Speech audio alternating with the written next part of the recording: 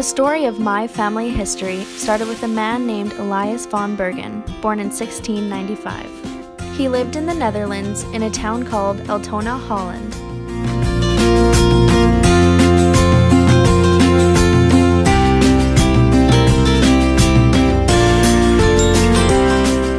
During this time, the Holy Roman Empire ruled Europe.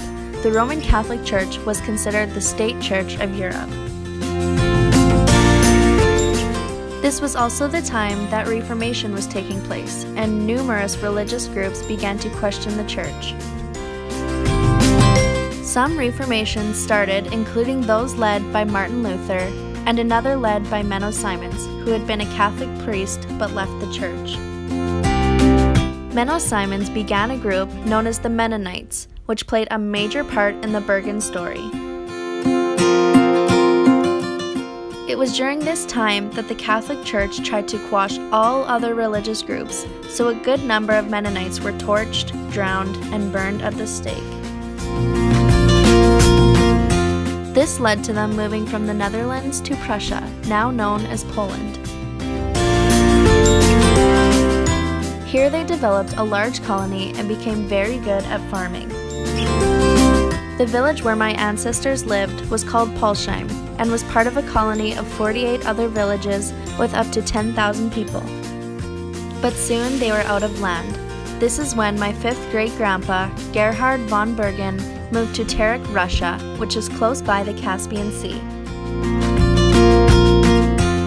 Gerhard von Bergen had 3 wives throughout his life, having 20 children, but 2 of them died at childbirth.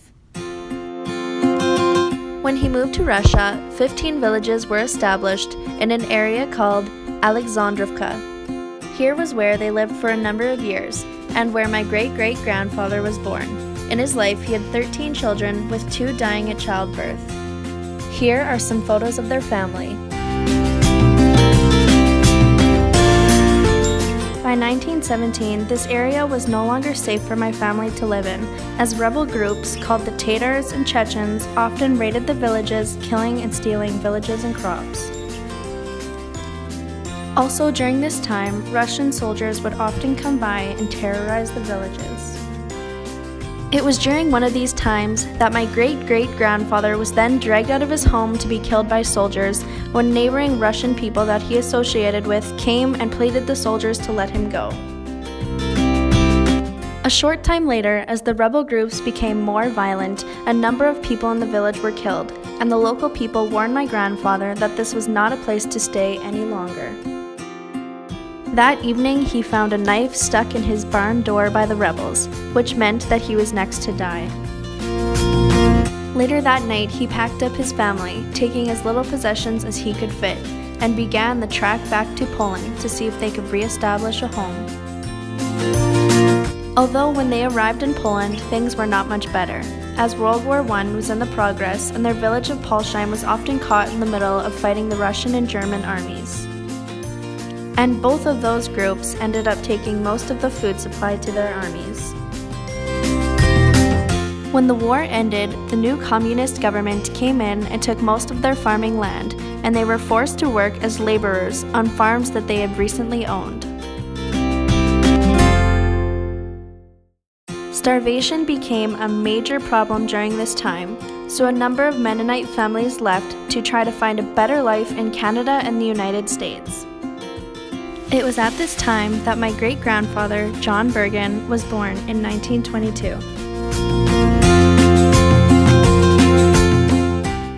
Life for my family was very difficult, with many people dying or being taken away from their homes. By 1925, my great-great-grandfather made the decision to try to get to Canada to escape this madness. He packed up once again with 10 of his children and went by train to a northern port in Russia. From there they sailed to England and then on to Canada, arriving on October 16, 1925. At this time in Canada, the Prime Minister was William Lyon Mackenzie King. He was the one that started the railway agreement because of labor shortages.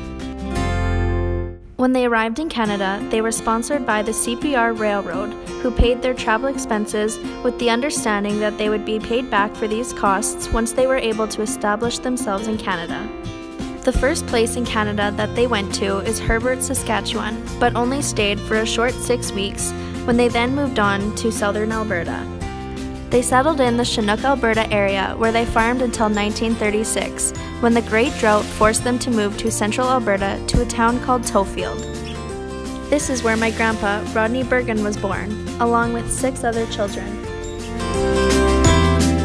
In 1971, he moved to Saskatchewan, where he met my grandma, Shirley Collins.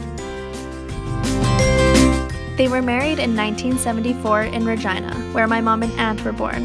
In 1984, the 4 of them moved to Saskatoon, where my uncle was born.